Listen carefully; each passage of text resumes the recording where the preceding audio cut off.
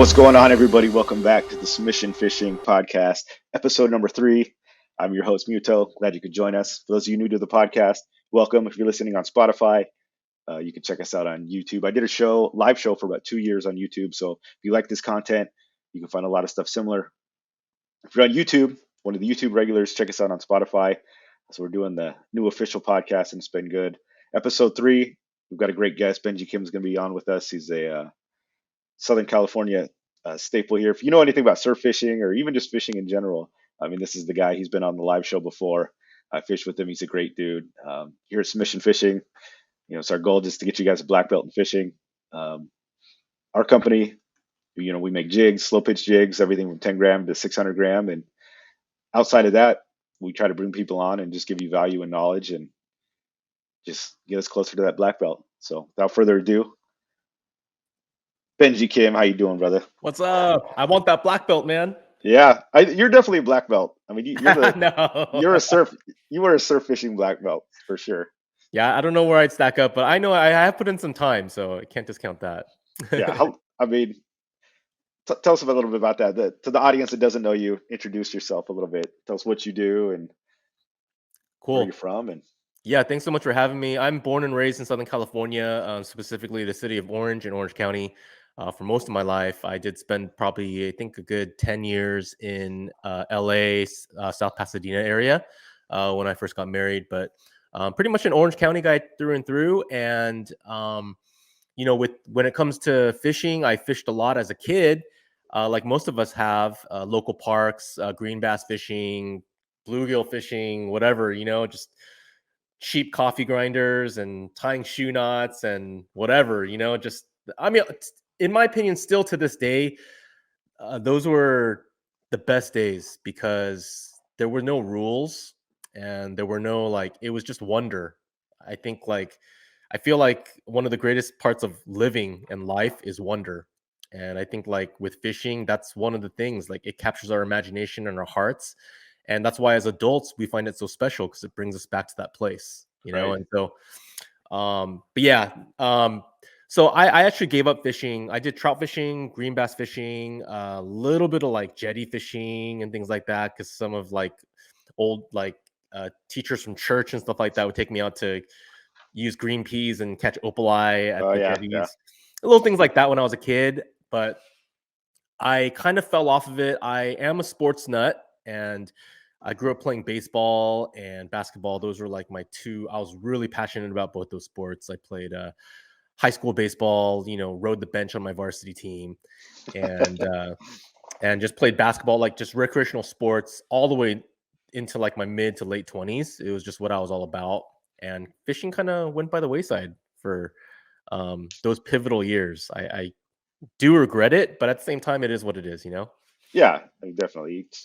Different seasons in life. I think we all definitely attest to that and go through that. It's Yeah. like you. But I think just as a testament, just as proof of what fishing is in my life, in my early 30s, I was kind of in the dark night of the soul and was going through some really challenging times in my life, professionally and personally, experiencing stress in a way that I don't think I had ever experienced before. And it was during that time when I remembered fishing. And I was like, why did I stop? And I just thought of fishing and it just sounded so fun. And it sounded like it would be so cathartic. And so I just made the intention. One of my cousins, I grew up fishing with my two cousins, Andy and Richard, and they fished longer than me. They never really gave it up from when we were kids. So they're better than me. They are better than me even now. But Andy, he is a extreme gear savant nut. He's the one that gets all technical into, basically gear ratios and all that stuff. Yeah, yes. Yeah, And so when I got my first baitcaster during that time, which he actually set me up with, I bring it to his house because I'm using it in salt, and he had the schematics memorized of multiple Daiwa reels, so he would just lay out all the parts, knew exactly what it was, that. He was really, that's the next level for me even now, Right. So but yeah, I hit my cousin and he set me up with a Daiwa Soul and a Dobbins Champion rod. And so actually the Dobbins is still on the rack there behind me. And Daiwa Soul was just a low profile. It's discontinued by Daiwa, but apparently it's a decent reel. And that's what I started off with. And I went back to green bass fishing for about a year at the local parks, and Nice. doing a little ninja fishing here and there, and caught a few fish. But it was challenging though, because it was also the time when there were a couple of deaths at Irvine Lake, and so they shut Irvine Oh, Lake really? down. Wow. So that was when. So Irvine Lake, in my opinion, at least for me, it was the best local lake body of water to fish in Orange County. And when they shut it down, I was like, dude, where do you fish? Like I mean, the whole local park grind. Oh my gosh, man! Right. Like, so Especially when you get confidence in a place too, and it's like you're comfortable. A place you know that you can catch fish, then having to go somewhere else, right, it's daunting, man. yeah. Yeah. Yeah, but it was around that time too when I realized, I thought of also when I was a kid, we used to do family camping trips to the beach every summer, and one of my uncles would always be surf fishing, and he'd always cast out sand crabs and would catch perch and little leopard sharks and things like that when I was like 7 years old. Right. And I was like, dude, the beach is everywhere. Like, the closest beach is 20 minutes from me, and then I can just drive up or down the coast, like wherever I want. And I'm like, dude, I should surf fish, you know? And so yeah, I went into Big Fish Bait and Tackle in Seal Beach, and I just sauntered in there, and there was a book by Bill Varney. And the title of it was The Light Line Surf Fishing Revolution. Oh, And wow. I don't know what about that title. It triggered something in me, man. Because I think the reputation of surf fishing is 13-foot rods, Right. Right. 40-pound test or whatever it is, Yeah. like Casting out a 8-ounce giant sinkers. pyramid sinker. Yeah. Yeah. Yeah. And even then, before I'd even surf fished, even then, like, it just wasn't appealing to me. I think by nature, I was a guy that was drawn to finesse applications. Right. And so when I saw the title of that book, I'm like, no way, like no freaking way, And so I bought it and I digested it. And it turns out in SoCal, there's a pretty decent niche population of local fishermen who love to do the light line surf fishing. Yeah. And I thought it was so fun, man. Sight fishing Corbina on 4-pound test, and just fishing with 4-pound test on a Carolina rig in the surf, like Yeah. I don't know, man. Everything feels huge. It's like it's so fun. Yeah, Yeah. man. So and yeah, it's just so fun. You catch like a 10-inch perch, and it feels legit, on Right. that light gear. And so yeah, I was just I just dove head in, man. Like, I dove all in, and really was so passionate. I don't remember being so passionate about almost anything, like in terms of hobbies. Like, I was so into it. So just That's went awesome. from my Walmart ugly stick and Shimano, whatever, Sienna or Sierra or whatever, those little trout reels. Those were the first ones I burned through, Yeah. and Yeah. then Yeah. just quickly, like slowly but surely, evolving into the expensive stuff that I can never wrap my head around. Why people would ever need more than one rod? Right. Why anyone would need more than one rod and one reel? And Right. It's so true, man. Then you so go down went down the rabbit the hole. rabbit hole that you never come out. Yeah, never, It's never. never ending. Yeah. So, but yeah, along with that, I just became really passionate about surf fishing, and I think this is part of my personality too. Is when I'm really into something, I don't want to shortcut it. I want to learn, Right. and I want to accomplish it. It is kind of like selfish in some sense, but it's like I want to learn this on my own. Like I want to earn it.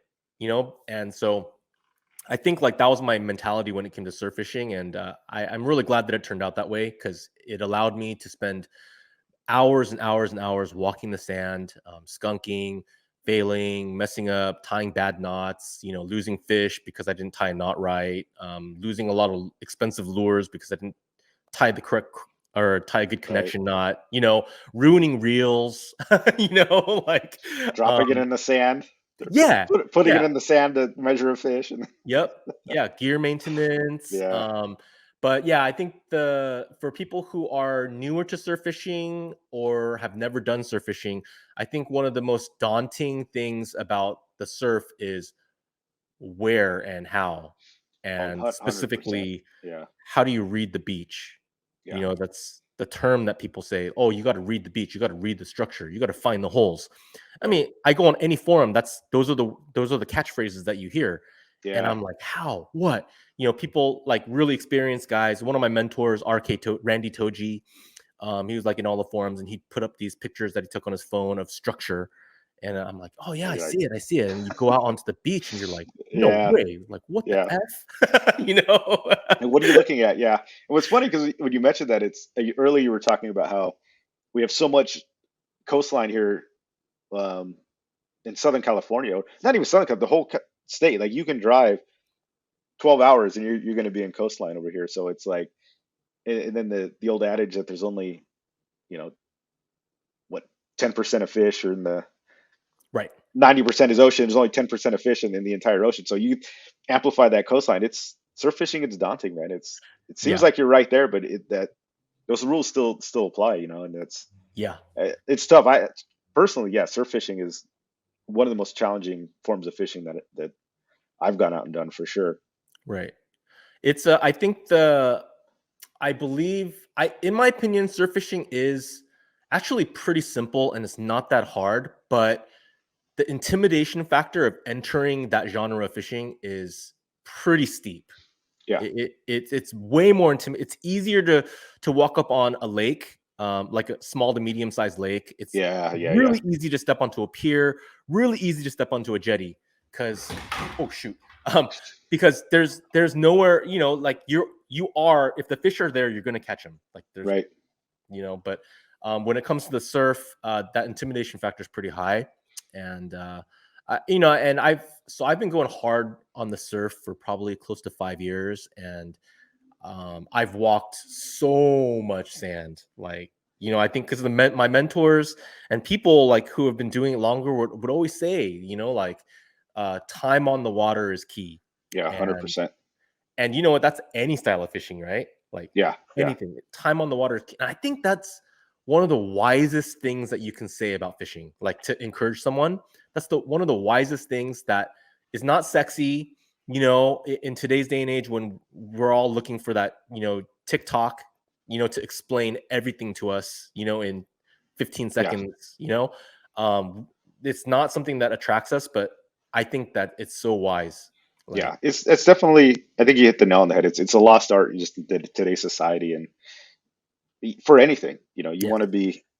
I think there's few people that are really good at a lot at one thing anymore.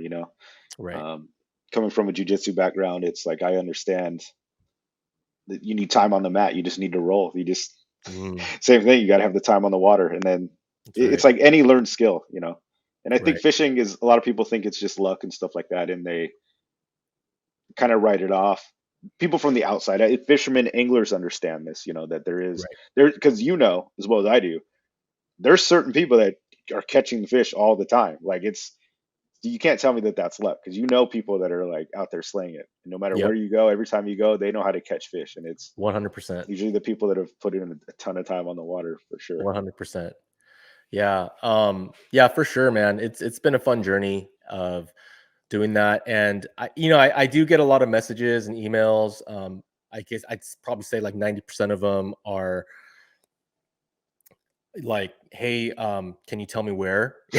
you know? Yeah, And yeah, yeah, yeah, yeah, honestly, in the beginning, like, it would kinda irritate me, but honestly, now that it's been a while, I understand. Like, that was me too, yeah, like, it's like I was just too shy to email people, but yeah. that's what I'm wondering, where? And so it is what it is, but I think, like, yeah, But even knowing where, there's the how is the whole nother thing. I think right. you can point a lot of people to fish, and if they're using the wrong gear and the wrong stuff, you're still gonna have a trouble catching it.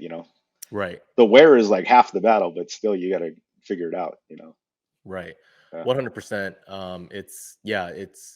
But yeah, that's kind of like when I talk to people now, like, that's kind of my litmus test is I try to get a gauge of, like, how passionate are you really about this sport? How right. much do you love this sport? and how passionate about are you about going through the process? Because I think as fishermen, like, we enjoy the process. We're Oh, willing to go through the you struggle have to.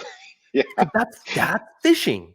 You yep, know, 100%. they say it's not catching, it's fishing, Yeah, and I think I enjoy fishing. I don't get me wrong, like every session out there, like we're building up to want to get that wide open bite, that stupid bite. right, Clearly that's what we want, but the process and the journey to me is what is so rewarding and satisfying about right. um yeah, just Is that what? experiencing the good days. So when did the YouTube channel come into play? So you prompted.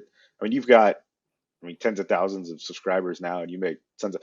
I saw one of your reels had like 200,000 views. I was watching that this morning about that tuna, and it was like, I was like, man, that's I think it went viral, man. But it's Bro, I what don't understand short form video. I'm trying to. I think but I think as content creators, it's something that we need to explore and learn how to do because it's just that's what it is today. yeah, like we And were so talking about the quick.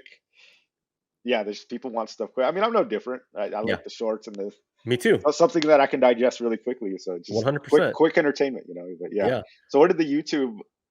When did that come in, or when did you decide? Like, it's funny because you were saying how you like to do everything yourself and catch your own fish, but you have like a whole channel dedicated to helping and showing other people how to do it. Like, Yeah. that's cool. It I don't think the YouTube channel idea came till later, like a little bit later. The fishing passion was so pure, and that's why I love where I'm at today. I'm in my late 40s, and I'm not young anymore, and I get to do this. And I'm not making like tons of money, but it's the first time in my life where I've had the opportunity to pursue a passion and do something Yeah, just out that's of the cool. love. And there's very little obligation, like it's so pure. There's like, yeah. And so, I'm not working for the man, and there's, yeah. And I struggled with that earlier in life. So I just loved fishing for that first year. And probably like after that first year is probably when it entered my mind. And then I was really scared because of I was getting to kind of know the industry and realize there is like a lot of politics out there in terms of like social media and all that kind of stuff. Oh So yeah, yeah, but yeah, I'd say probably like a year into my fishing journey when I still didn't really know what I was doing, but I had learned some stuff.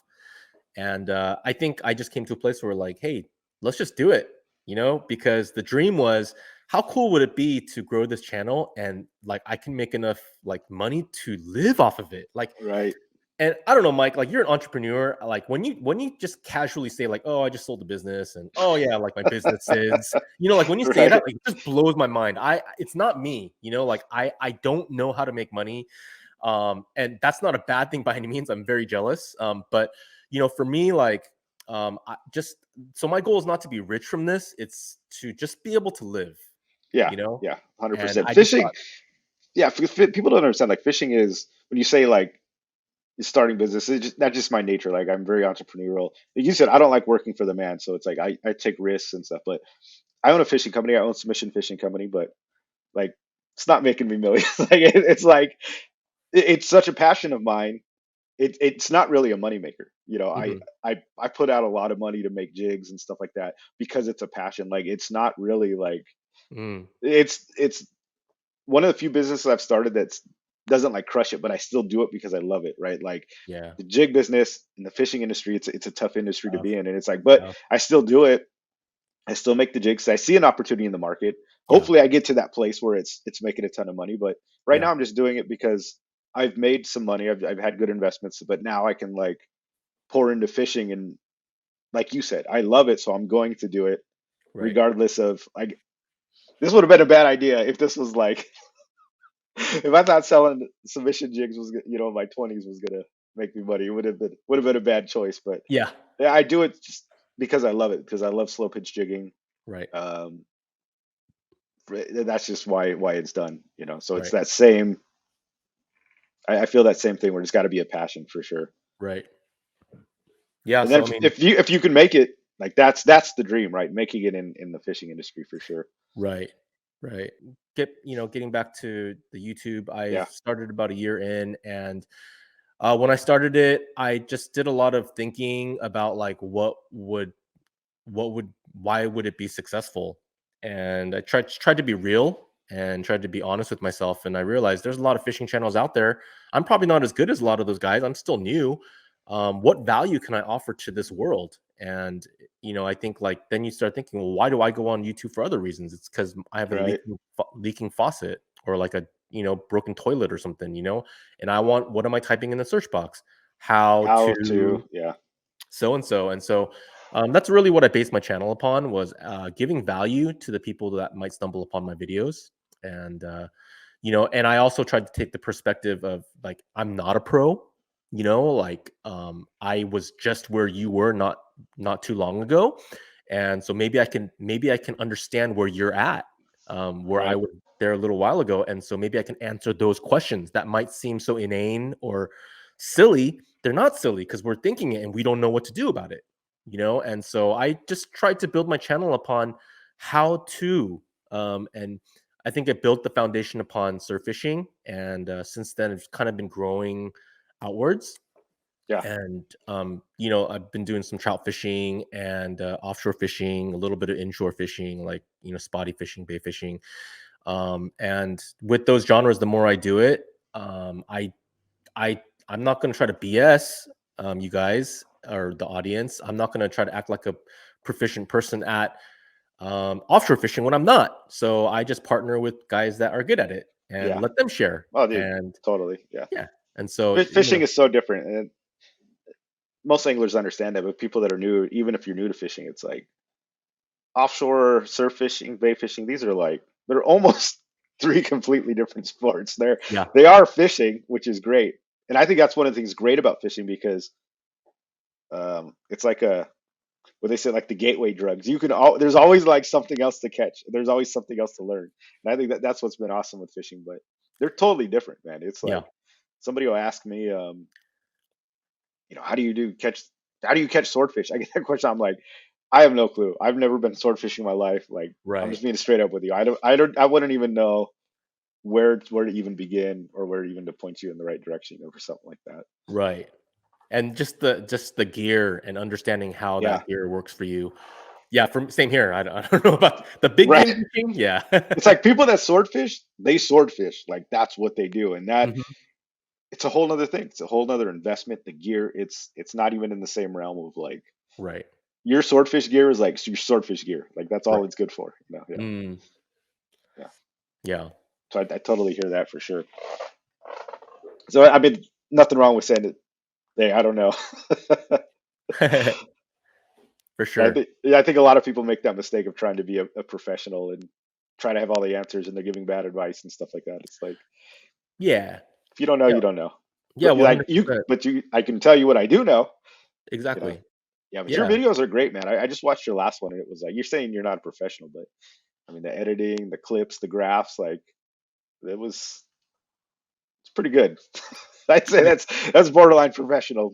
I would say. I I appreciate it. Yeah, I do because I do really appreciate it, and it means a lot to me for anyone to say that to me because whether it's true or not, um because just like with fishing, I started editing with very little experience, and so uh Yeah, people who I learn from just say like, hey, try to get 1% better every time, try yeah, to learn one new thing every time, and that's been a period of 180 to 200 videos now. And certainly, I think it's better from the first one. Is it where it needs to be? No, but it's the journey, yeah, right? yeah. I understand. I totally Yeah. get that. It's I've been making videos like 2 years, and it's the first one is like so funny when you look at it. But I'm the same way. I had no experience. Like my first video was pretty garbage, and it took me probably like 2 weeks to edit Yeah. because I had no clue. Yeah. I'm in Adobe Premiere Pro, and I'm like watching instructionals and like, well, Oh man, how do I cut? How do I add sound? It's like, that's steep, man. yeah, it was. I mean, I started with iMovie, and so it was really Oh, easy, interesting. but I started with Premiere extremely Pro. limiting. My logic was this is going to be something I want to do, and I didn't want to learn something and have to relearn something else. I didn't Yeah. want to learn like a DaVinci Resolve, something like lesser, and then 2 years later be like, oh well, I need all these other features. I need to Yes, do Adobe, and then because when you switch like programs and software, I didn't want to have to switch. I was looking like long term. I'm like, in 2 or 3 years, I don't want to have to switch to Adobe and then not know what I'm doing. So I was like, I agree. I'll jump in and learn it, and I agree. yeah, that Yeah. was my logic behind it. Because a lot of people say that too. They're like, man, there's like I mean, so just much easier software. I'm like, there is, but might as well just yeah, jump in, right? I mean, that was it, my logic anyway. I mean, it's kind of like if you're learning to fish and your long-term goal is to be really proficient at a bait caster, why would you start with a spinning reel? Right, Like, right. just backlash that bait caster in the beginning, you know? And Yeah, yeah, 100%. Yeah, speaking of your last video, I mean, it was so good, but you were using some of the submission jigs out there. So I thought that was like I was hyped, dude. You sent me the link and I was like, yeah, I gave you some of those on a trip we were on. yeah, It was at the 10 gram. this is a 10 gram. It's a couple of 10 grams. I think the one I was catching with was a different one. It was like a rainbow colored one. Yeah, yeah, yeah. The It's rainbow roll. probably in my stash of junk, like where I just clean up and throw everything. um, Yeah, but yeah, I have this one. But yeah, so that was that was cool awesome, meeting dude. you. But yeah, having the chance to meet you on the boat, and then you handed me a couple of those jigs, and it was really good timing because I did experiment with micro jigs a couple years ago, and it was kind of, starting to gain steam a couple years ago, even within the surf. Right, And so I kind of hopped on board a little bit and used them a little bit, and I didn't know what I was doing and I caught fish though. I was throwing like 10 gram to 20 gram jigs, micro jigs, and I caught perch, I caught halibut, I caught bass, um, in very limited use. So, and with zero idea of how to work these things. right, So, given that, I mean, I think 2 years passed where I gave it up. And then, like when I met you, it kind of was back in my mind. I'm like, you know what? Given how little I knew of what I was doing, and like anything, dude, I caught some fish. right. Like the cast to bite ratio was not bad, you know? So I was kind of I was ready to give it another shot when I met you. Yeah, And that's cool. then you put those micro jigs in my hand. So then like it's one thing to actually like, oh, I should do it, and then going on and buying the jig. Right, right. Having to go somewhere and get them. Yeah, It probably would have been yeah, another year before I actually did it. But yeah, you put them in my hand and I'm like, dude, bro, like I got to use them. So, yeah. yeah. So I've actually only, it's just I've been having like car problems and all this stuff going on, so I just haven't really hit the surf that much. But I did take it out for that video, for this, with the micro jig, the 10 gram, and if it's okay, like just sharing you my process in Oh terms of yeah, yeah, 100%. what I've Because learned. a lot of people they ask me how to fish because people send me pictures like on Instagram of using them in the surf, and Yeah, I don't surf fish that much, and everybody wants advice, and it's like I know they work in the surf, but so that's why you doing it was like, dude, that's so awesome because you yeah, helping a lot of people out there that because now I can direct them. I'd be like, hey, dude, go check out Benji's video right there. He kind of shows you how to do it, yeah, so it's saved me from having to learn make a video. yeah, yeah. I mean, Yeah, but I mean, walk us through it, man. I mean, what was the gear yeah, and the no process and doubt what you're that looking for? there's guys out there that actually use your jigs that are probably put way more time on it than I have. So, they probably have a lot more experience. But in my limited experience, so like I said, 2 years ago, I was throwing other jigs from the surf. And if any of you guys watch my channel, you guys know that my go-to rod is the Phoenix Trifecta Light 903. It's a medium light and it's rated 6 to 12 pounds. And I think like a 1/4 to 3/4 ounce. And then I also have the Phoenix Trifecta Light 802, and I don't know the exact specs on it, but it's a little lighter. Um, Right? so it's probably like 1/8 to half ounce or something like that. Is that like Um, lighter than the feather, or are they similar? I think so, probably depending on Okay. which feather we're talking about. Um, Yeah, I guess they make them in all kinds of ranges. yeah, but the 802L, so it's light, so it is pretty light. And I think I was trying to throw those micro jigs on both of those rods. And couple years again, like I said, I didn't know what I was doing. Um, and when I was casting with it, I was catching fish, but it just didn't feel right. It wasn't And intentional, right? Like it was kind of just yeah, happening. yeah. And then the Yeah. other thing with it too was the braid I had on there was probably 30-pound braid. And so I was throwing these micro jigs, on like 3,000 size reels, 30-pound braid, probably 12-pound leader, and a rod that's a very finesse rod that's light line surf fishing, but Right. still too heavy Still if you're too trying to heavy. throw Yeah. micro jigs. And I don't And you know, were like and you were still getting bit. yeah, I was still getting Sometimes bit. that's funny. Yeah. I wasn't bombing those things out. Right. Right. Right. I was casting, I could get it into the break, and Yeah. just toss it in. So I think like I'm a slow learner and it takes me time to process things. And so I think those 2 years was good because I think through that time you think about it every once in a while and you think about like, oh, why was that successful and why was that dumb? And Right. but the whole idea of micro jigs, and if you use jigs, you already know. But if you don't, the whole idea of these jigs and slow pitch jigging is you're imitating a dying bait fish. Yep. So that's why most bites, I think you'll agree, is that they come on the fall, right? Because it's 100%. fluttering down, Yep. and then something will eat it because it just looks like a dying fish, Yes. or struggling fish. And so that right there is like huge to understand. Yeah. And Sounds like you've done your homework. yeah, I don't Yeah. know. I mean, that I No, it's so true. in the That. surf, we're Yeah. not doing anything different. We're trying to do the same thing. We're trying to imitate a struggling or injured bait fish. And so I just thought about the gear that would better optimize for something so small like this. And so I was like, and it just went back to my light line roots. And I've been spending a lot of time halibut fishing, white sea bass fishing. So that's a little bit heavier gear, Right. So I'm like, no, that's not going to work. The trifecta, the 903, I remember it didn't feel right, So I just went back to like the trout fishing I've been doing the past couple of years and just realizing I think that's a better fit. And so Yeah. this is like the Daiwa Ballistic 1000. And then, this is a Daiwa Ballistic 1000. And then and then trout fishing, I've been fishing with 5-pound braid. Oh wow. Super light. To mini jig with and Right. throw I throw like 3.5 to 7 gram spoons. So that I realized that 5-pound braid makes a huge difference. And because prior to that I was using 10-pound braid, and the casting distance I was getting outcasted by my friends, and it was so Right. frustrating.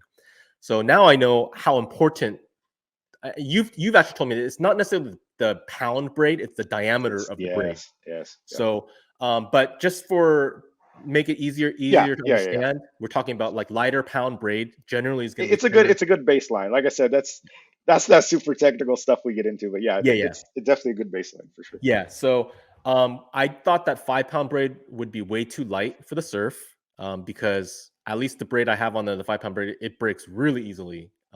So I put 8-pound braid on this. I thought that would be a happy medium on the 1000 reel. And then I had just started getting, other people have done this before me, so I'm by no means a pioneer, but this is a trout rod by Phoenix, the Phoenix Elixir. And what is this rated? It's rated 2 to 6 pounds and 1/32 to a quarter ounce. Oh wow.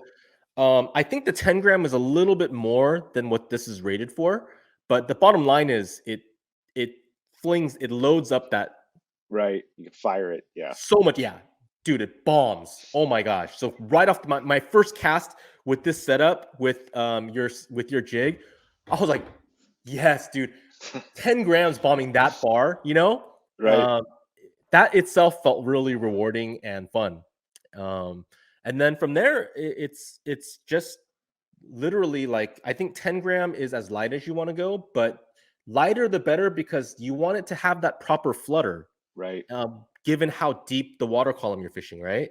And again, correct me if I'm wrong. So, but if you're fishing a little bit shallower of a water column, you have less leeway. I feel like the more like the lighter jig that you have, the slower it's going to flutter down, and the more optimal time you have to get that action for fish to see it and Yeah. eat it in the surf. So 10 gram is good if you're fishing a calm water day on the surf. If it's rough water, you should probably go with the 15 gram or even 20 gram. From the SoCal surf, I think if you're fishing NorCal, probably go 20 minimum, maybe up to a 30, given how rough the water is. Just But I was rougher fishing a seas. calm water day, yeah, and just fluttering it down, and I started getting bit immediately, and it was so awesome. stinking fun, man. Like, I mean, I don't know if you watched the video. If you watched that video, Oh like, yeah, I did. Hell it yeah. was the most fun I've had in a long time. That's like awesome. surf fishing, and because the your line and reel and rod is so light, when you get bit and then you feel that bend, it feels like a you know huge Right, fish. right. It is And something about the style of fishing too, because it's not like most fishing is like based on a steady retrieve. So it's a different feel, it's a different bite. It's almost surprising, like yeah, when it happens. They because they eat it on the way down, usually when your line's slacked. And so when you go to reel it back, you're like, oh, there's something on yeah, there. Yeah, and it's like it's not where you normally when you're reeling, you've always got tension and it's like instant, you know that thing's on, but yes. this one is usually surprising. You'll go to like take up the slack and pitch it again, and that's when you And realize you that it's feel on it, there. yeah. It's yeah, Yeah, it's a I've different definitely felt that. But yeah, that also, now that you mention it too, that's also another benefit of the lighter gear, yeah, it the can lighter feel braid and the ultralight rod is you feel you the sensitivity is so much greater. So I was actually able to pick up really subtle things of fish picking it up, and I just love that feeling too, you know. yeah. It's kind of like, I don't know, with green bass fishing, I've done a lot of Senko fishing. So Oh yeah. like fly like what it's called, like just fly lining a Senko, you know, and just dropping it down. And that part of that is like watching your line. You know, it's oftentimes going to be a slack line, and you got to watch your line is sinking. And then if the Yeah, fish yeah. eats it, you're not going to feel it, but you're going to see the line, you Yes, know, yes. and things Very like it's that. So similar in that regard, yeah. in some ways, yeah. But yeah, so that's really what worked for me was you know, just cast it out and I just let it lay slack for a little bit, let the lure drop down, and then once it's down, close the bail and just reel in the slack and then just pop it up twice. And in my mind, I think this is what's happening is it's going up and then I'm lowering the rod tip and lowering the line and then I'm just letting it sink Letting it down. fall. Yeah. And then once I'm near the bottom, pop once and then let it go down and then pop, pop, you know, and just Yeah. experiment with the water column and just trust. And this is a huge thing with fishing in general. And it's no different with micro jigs is you have to trust what you're throwing. And so it's the same thing with me with jerk baits. You have to trust that you have to be confident and trust that what you're doing is correct or good Right. enough, and you have to trust that this will work, that this is working. And then the only thing that is the problem is if the fish are there, you know. But if you have that kind of confidence and the right kind of mentality, and the fish are there, they're going to eat it. And so I believe that's why I was able to, you know, it was probably 30 minutes, and I think I caught like 6 or 7 in that Oh session. man, that's a great session. Yeah. Yeah, and and this was fall fishing, and so if you're fishing in like July, August, which is peak surf fishing in Southern California, there's no reason why you wouldn't be able to catch 30 to 40 fish. There's no reason why you wouldn't. Yeah. You know. 100%. Because you know, like the history of slow pitch jigging. It's funny. I should send you some different. Because I have those are the sumo, uh, Hmm. and we make the assassin too, which is the same size but they're flatter and Okay. they fall a lot slower. So I'm gonna have to Oh, get you some of those so you can. yeah. They fall like half as slow as the sumo does, the one you have. Okay. But Oh, dude. the the what you're saying, like with the fishing in the season, like slow pitch jigging was developed. Nori Hirosato made it to fish pressured waters and slow waters. So that's Hmm. like its whole genesis and reason for existing was for that Right. slower, more finicky bite. And which is funny because yeah, when you try it when the bite's fire, it's just like it's that much better. It's Yeah. like you don't need to just use it. I think some people because it's not really finesse fishing. It's like it's power fishing, but it's because you're casting it, you're working it the whole time, but it still has a finesse element to it. It's interesting. It's very interesting, but yeah, No, for sure. I mean, again, it's the hard to little. explain. Yeah, I mean, I'm new to the world of slow pitching, but I've met you and I've met another guy, a rod designer for Phoenix, Caesar, Oh and yeah, he's done a lot of slow pitching. And he does a lot of their seminars and stuff. Yeah, definitely. yeah, and so my understanding is that when you try to define what slow pitch jigging is, you know, if you really want to get down to the roots of what they did in Japan, it was extremely slow and like really, really, really, really finesse. Yeah, And so what we have out here that we call slow pitch might not necessarily be an accurate representation of historically what slow pitch jigging yeah, was, you know? And yeah, so I think my understanding is that slow pitch jigging is kind of what you want it to be. I don't know, but you can correct me if I'm wrong. I'm learning, so it's a Yeah. little bit of a subjective term. It seems like. Yeah, it's to me it's the jig. It's an asymmetrical kind of center balance jig Okay. that when pitched, just the pitch is just your lift. Okay. So and then the jigs fall slow. So you pitch, whether that's just a crank of your reel or whether you're lifting it, that's the Mm, pitch. And the slow is so it's not slow in regards to it's a slow style of fishing. The slow is the jig is slow as it falls. understood. So you can do that. But you can slow pitch fast if that makes sense. Like you can Yes. work it like really, really quick and get results with it. And then there's days where it's like I've lifted like rock fishing. Sometimes I'll lift it super slow and just I don't even crank with it. I just let it basically bounce. And then other days, Right. if I'm looking for tuna, it's or yellowtail, I'm working it fast, and it's yeah. Right. So that's the way I've kind of interpreted Okay. the pitch is the lift could be high, could be short, could be long, and then the fall is the slow because the jig falls goes horizontal and falls slowly, and then but even Mhm. that is different jigs fall at totally different rates. So that's where it's just the endless possibilities for sure. Got it. Yeah. And like Got you're it. doing, and the casting is it's the same thing. Like I've cast on patties, you're casting out. It's the same thing. You're casting that initial cast is the fall. That's Mhm. the slow, and then as you lift, you're just lifting it through the column. So it doesn't. It's not just a vertical fishing. It can be cast and then retrieved, and but you're still doing the same thing, the lift and the fall on your way to yourself. Oh, okay. Yeah. So let me ask you a Yeah, question then. So with these 10 gram and like I have a 20 gram here that I haven't opened yet, but like with something like the 10 gram, can I retrieve this? Will it have an action on a retrieve? yeah, yeah. It'll kick just Oh, it'll okay. go side to side. Yeah, That makes sense. Okay. Okay. So I mean that is one way to vary your presentation then. Like it yeah. doesn't necessarily have to just be a lift and fall Correct. all the way in. Another technique that I use a lot is I'll cast, let it hit the bottom, then I'll steady retrieve it up to the top, and then I'll free spool it and just let it fall Ah, again. So it falls, I'll reel it, it's dancing, doing its thing, and then I just yeah. free spool it and let it flutter drop, and then I'll Uh, reel it in again. Other days I'm popping the whole way. It all depends, you got to find that pattern, whatever the fish want that day. yeah. Yeah, definitely retrieve fall is, you still want to have that stop and that pause somewhere in it, but yeah, I've been bit on retrieves as well. So it's Okay. not it's they will go after, especially when they see it like coming off, they'll follow it and Okay. yeah, Yeah, because I actually got one of the fish I caught during that session that I filmed. It was when I had given up on the cast, when it was like close enough to me where I thought I wasn't going to get bitten. So I started just retrieving it, and then and it got bit. they smoked it. Yeah, Yeah, they yeah, smoked it. yeah. Yeah. They'll kick too and they dance like a Okay. in the That's water good to too. So know. it's like a dual threat, man. They're cool. Yeah, Yeah, yeah. Very versatile, and you can make of it what you want. So yeah, yeah, for sure. And I will say, like with the jigging, the reason why it is a viable option.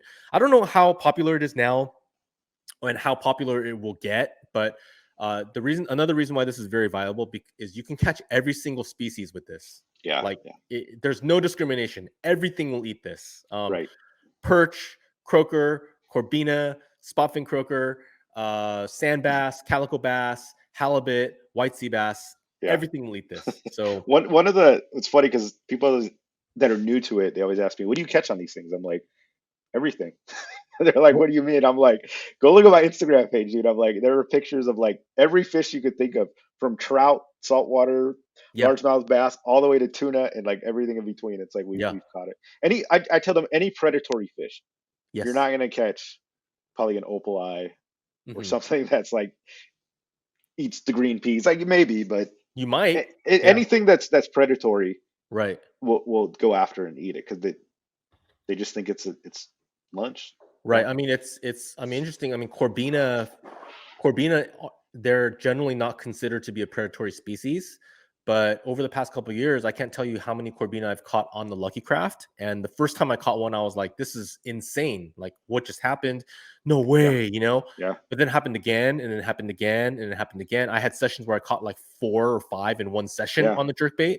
So I'm like, dude, these fish, they're hitting the action. Maybe they're not eating like attacking bait fish in that way, but I mean something about and then you'll catch them on this for sure. So yeah. something about that action, um, it's an instinctual thing that's built into fish, I think. Yeah, So yeah.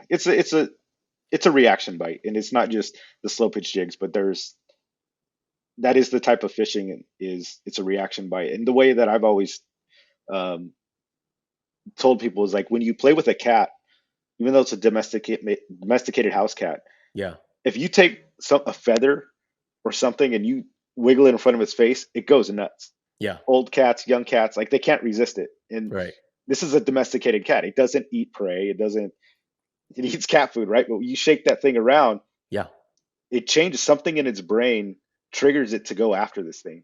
They go yes, wild, they swat at it, they chase around. The fish is the same thing, is that when the jig falls, it's their brain is telling them that this is whatever it is, it's a reaction bite. It's causing them to react and go after it. And that's it's just good. it's a quick thing. Like I don't even think they think about it. It's something's triggering in them that they're like, I gotta get that. I Yeah, gotta get that. Yeah. yeah, Definitely a reaction. That's why I think it's different than the finesse fishing where you know, like a Senko or something where that fish is looking at it, deciding if they're going to eat it. They're cruising around. They probably look and they inspect it, then they nibble it. This is like very much like they're going to get it or they're not type of yes, thing. Yeah. that's good. Yeah, Yeah. good word for sure. Yeah. But that's cool, man. So I appreciate you making that video. No, for That was sure. I great. mean, It's like so many people ask me. It's like I love being able to sends people somewhere where it's like they can actually see it in action. yeah, I mean, like I said, I mean, I think you know that I'm like a Lucky Craft guy, and that'll always Yeah. be my primary way of targeting Yeah. fish. But this is an amazing secondary option. Yeah. It's just Really, really something else you fun. can use. Yeah. I mean, and I like the way I titled that video too, man. It said the fun started after the legal halibut, you know? So Yeah. that morning I was throwing the Lucky Craft into salad and, you know, like it was like not fun. I hooked a halibut and it was a 24-inch Yeah. halibut. And it was like, okay, like I don't even want to cast anymore. It's like, I just so like, it was like you know, it wasn't really the Yeah, best yeah. conditions. So I'm like, dude, That's let's go awesome. somewhere else. And then, you know, deeper water column. I'm like, dude, we're going with this in the ultralight, man. It was Yeah, so fun. that's awesome. You always start with Lucky Craft? Is that just like No, it just that's your depends on what I'm go-to, or do you change targeting. it up? Yeah, Yeah, it's you know, I think like a lot of people are really enamored with trying to catch a legal halibut. It's just something that everyone wants to do, you know, and so yeah, it's popular. So you know, if I make a good halibut video, then it does get a lot of views. And don't get me wrong, I really enjoy it, you know, halibut fishing. But I started as a light line fisherman, and I started catching corbina and using ultralight stuff from the surf. And so I think that'll Were you always doing be just like Carolina rig stuff yeah, or like yeah, Texas rig? Yeah, Carolina. So that you know, I think that's just my roots, and so I think yeah. that'll always be part of what I do and what I Were enjoy. you using bait, or like have you always done the artificials, or No, I started off. I think my preferred bait in the very beginning was just sand crabs. yeah, I just just jigging them up right there? I loved it, man. It was like, dude, they're free. They're like really good bait. Yeah, Like, they're everywhere. yeah, and you just catch Yeah, them, and it's like they work. And so I was really into that. Then it was like kind of like gulp camo worms, and then yeah. on a Carolina rig, and then I caught like a 6-inch halibut on the gulp camo worm, and I didn't even know we had halibut in our waters. And I was like, what the? And so then you know, I changed, and then I slowly evolved into like the drop shot with, you know, like 4-inch flukes, you know, 4 to 5 inch paddle tails on drop shot. I was really into that for a while. And then the Lucky Craft was like something that I just heard about for so long. And it took me What is the over, Lucky Craft for people that don't know? It's jerk bait, right? yeah, it's a People are more jerk bait. familiar It's with it. Yeah, Lucky Craft Flash Minnow 110. And it's really, I think, it's really the jerk bait that historically from Southern California, like yeah, when the halibut craze was kind of getting going, that was like the legendary lure that folks that really built its name in those early days. And so now I think the reputation of it is like, hey, there's a lot of other stuff out there. The truth of it is, if something's wobbling correctly and not rolling, and you're working something with the proper wobble, it's gonna get bit. I don't think halibut are really that smart, you know. yeah. But I think what Lucky Craft has going for it is, for sure, without a shadow of a doubt, this thing works. It has its reputation. That's what I was gonna say. Yeah, like you can't deny it. Like it's Yeah, so proven that it's right. like you can Yeah, buy one and you don't have to at least wonder like, oh, is this knockoff going to be as good? Like you can get the Lucky Craft and be like, all right, I know the Right. 110 gets crushed. Like, and you don't, and if you're not catching, it's not the lure. Because Yeah. sometimes you might buy something else and it's like you're never going to buy that lure again because you're like, oh, this thing just doesn't work. But there's certain lures you can buy that catch, and that's an interesting point because it's like you can when you buy something other people have caught on, you're like, okay, it's not the lure, it's myself, and then I can change things about that. That's a good But point. when you're fishing something new, I can't tell you how many times I've done that and I haven't caught anything. I'm like, I'm never using this trash again. But if I've seen people be very successful with it, I'm like, look, I know this works. Yeah. I've seen it a million times, so it must be something that I'm doing wrong. Yeah, Right. And I think and I think one thing I respect about Luckycraft is they're a very innovative company. So, they're all about creativity, even with their colors, like they come up with their own patterns, and yeah, it's very, very creative. And so, I think when you see a lot of like the knockoff companies come out, they're literally know what's popular from the Luckycraft world and they're replicating it. yeah, And so, I mean, that's the fishing industry, whether you hundred like it or percent, not. dude, hundred You know? percent. Yeah, I deal with whether it all the whether time. Yeah, yeah, I mean, that's part of the fishing industry, yeah, a company copies another company. Everyone that's loyal to hundred that company percent. gets mad, Yes, but can anyone do anything about it? No, no, like you can't. it just is what it is, So, but Yeah, I can respect the company that creates, yeah, me personally, and so that's what I respect about them. And so, when a new pattern comes out that's fire, it's going to be a pattern that they made, and then if it's really, really fire and it really is that good, guess what? You're going to see that pattern from other places, that look very, very similar right. because they're Are following you the a trend. are So, you a color guy? Do you think color matters, not matters? Where what camp are you with that? let me.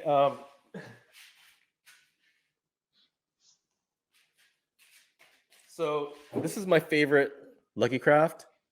It's the MSMKB. Oh wow, So it has a signature pink bottom, and it has like this copper light brown, and it has the MS. So Lucky Craft, when they say and they have an MS on it, it means magic scales. It's like right? the flashy, like kind of almost like a glittery, kind of shows broken scales. And when this came out, I was like, dude, that looks so cool. Right? It wasn't like that's gonna catch fish. I'm like, that looks Right. so cool. Yeah. And so, and then I ended up catching with it, and then ended up catching like having epic sessions right off the bat, like white sea bass, like halibut, like it was just fire. And so, I think if there's one pattern that I helped become popular, it might be this one. I'm not sure, like I might be full of myself, but I think that um I'm pretty sure, Yeah. No, so yeah. If people see something catching, they go and buy like the exact same thing. and so That's a thing for sure. Yeah. so with that said, I will say, is it do I believe in the adage that uh colors and patterns catch fishermen as opposed to fish? I think I would say so.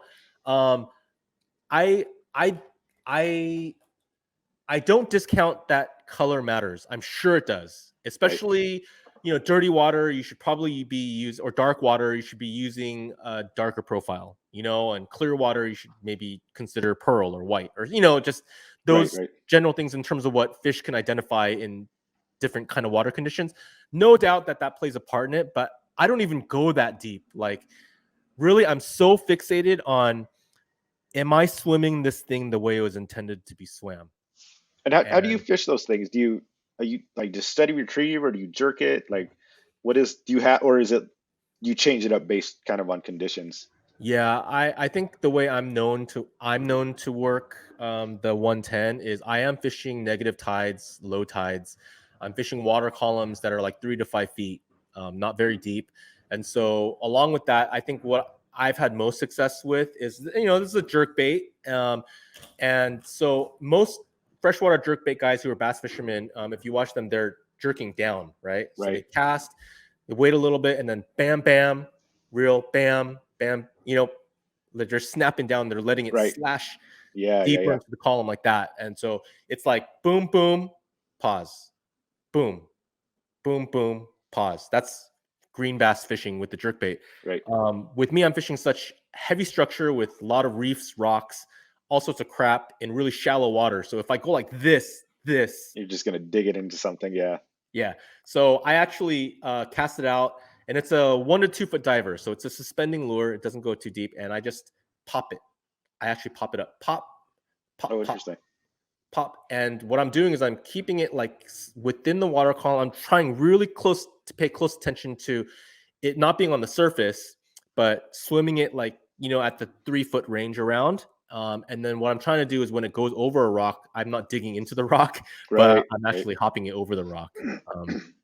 And I've got a lot of success on that. A lot of times on the pause or a pop, and then I know it's doing that in the water, and then bam, from something. So that's kind of my signature. But in reality, this thing from the surf, straight retrieve is just fine. A lot of guys just get bit on a straight retrieve. Yeah. And it's curious because I'm sure with East Coast fishing and like Florida and out there chasing big game fish, my understanding is you need to be reeling fast, like in terms of whatever presentation you're using. But this thing out here in SoCal, it's like the slower you can retrieve this thing while it's still wobbling, the better it is. And Right.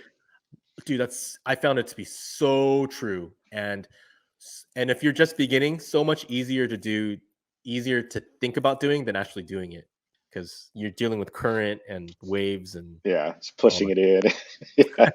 You see it like rolling in on its side. You're like, oh, that didn't work out too well. yeah. That's probably just the times I've used it. It's like I've just been a steady retrieve guy too. Even out in the ocean, like Mhm.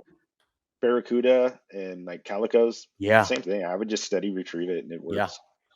You don't Yeah. need too much action on it. Yeah, I mean that's that's why there is a time and a place for the jerkbait. It's my favorite thing to do, so that's Yeah. the context that I'm purposely fishing, which allows me to use it as much as I do. And then yeah, like I said, like I haven't actually harbor fished in a while, and I'm kind of missing it. And I have like a little inflatable boat that I can take out to like San Diego Bay and Mission Bay and things like that. But I've never caught a spotty on a jig Oh because man, I've never tried. that's where it all started. Yeah, Yeah, that was because I've never tried, and so I'm right. actually really looking forward to taking these things, into the Yeah, bay. that's awesome. That's cool. You got a whole nother experience waiting for you then. Oh man, dude, Yeah. that's what's so beautiful about our fishery and probably any decent fishery is there's so many different kinds of fish to target and so many ways to target them, and Yeah. yeah, it's super fun. You have to come out in Florida, man. Do some surf fishing out there or just in general. Yeah, I would love to do that. I would love to one day fish Florida. Florida surf for sure. I would love to experience that. I I'll feel like definitely hit you it's up. probably way easier. I don't know for I don't sure, know. but I seem like it is. Like there's a lot of surf fishermen. I think it's a lot of like pompano, and I've seen like big bonito running in the surf, and Okay. totally different fish. But Yeah. I think they're more abundant Gotcha. than the California stuff. Okay. Yeah. I mean, I would love to surfish Florida, and then Texas. I would love to surfish too. It seems like there's big old reds or whatever it is out there. Yeah, man, it's crazy. It's a different world. Like I Yeah. said, I just moved to Florida, and it's like I've only fished one time, and it was I went out, just hit a dock. I just went out for a few minutes and out of my kayak, and it was like 10 drops. I caught four different fish Holy. on Really? the same jig you use, the sumo, Yeah. the 10 gram. Yeah. I just went to a dock like right by my neighbor's house. I caught a speckled trout, a mangrove snapper, some sort of catfish, and some fish I didn't even know. I think Kevin Nakata said it was like a white trout or something like that. It had like Okay. fangs on it, but four different fish in like one dock in like no time. It was crazy. All on the jig too, in like 5 feet of water, just popping it on the bottom and bringing it up and dropping it. And they're just smoking it. So that was my first time ever trying them there. I'm like, let's see if the same logic applies. But yeah, they eat the jig here too. So it's cool. Does that what's known? What are some of the other species that are known to be in that body of water? Is there any like monsters Red, swimming there? yeah, dude. There's like bull reds that like there's tarpon. So Oh. Kevin Nakata, right where I live, paddled like maybe 10 minutes away. He has it on video, like a massive tarpon, dude. He said it was like 40 pounds, 50. This is like crazy. Big bull reds too that are giant. And then in the same water, there's the small red, the black drum. Like it's just totally different, Dude, man. But Mike, you it's are, crazy. yeah, you're gonna have a blast, man. And this is just, and we're talking like these fish are in just pretty shallow too. Like this tarpon, I think he caught was just in like just feet of water, like less than 10. And Dude, that's I so saw it cool. jump out on video. Like it was wild, man. This thing was huge, and I'm like, oh man, crazy. It was That's crazy. super sick. Super Yeah, sick. definitely a whole new fishery to learn for sure. Yeah. Yeah. Good stuff, Yeah, man. so my goal out here in Florida is, even though I'm in California right now in a hotel room, but uh, I did move to Florida. But it's, yeah, I really want to go prove the jigging game out. They use it for like snapper, and the traditional jigs, like the 200, 300, 100 gram jigs for bottom Mhm. fishing. But I really want to do what we did for spotties and stuff here, and show people that they can catch in the bays, and Okay. you don't have to get live bait. You can Mm, throw on a jig and just go out there and fish it, and it can still be competitive and viable. So right. in my first trip out, like I already kind of proved it to myself. I'm like, it works. Yeah. So now we just got to show people, educate them. That's cool, man. Yeah, you gotta just gotta build your Yeah, your it's little uphill community out battle. there and Yeah, do what yeah, you do, man. cool. Well, Yeah. Benji, man, thanks for coming on, dude. I really appreciate it. Where can we find you, and where are you Yeah. at? Yeah, thanks so much for having me, Mike. Anytime, man. It's so cool just to hang out with a Yeah, friend. definitely. And yeah, Instagram, Benjie Kim Fishing. So, my first and last name is Benjie Kim and then fishing. That's Instagram. And then YouTube's the same thing, Benjie Kim Fishing. Those are probably the two places that I'm most active at. So yeah, if you see this and give me a follow on Instagram, say hello. Awesome, dude. Really appreciate it. I mean, dropping that black belt surf knowledge on us, and maybe next time we'll talk about something else. We'll get you out of the surf realm. We'll talk Yeah. about your tuna exploits for sure. Oh, dude. Yeah, I'm down. That'd be so fun. All right, man. Good Well, stuff, we'll dude. we'll make sure it's a short interval between the next one. All Good right, stuff, guys. man. You can find us submissionfishing.com. You can find our products in local tackle stores. I think we're in like 20 something tackle stores out here in Southern California.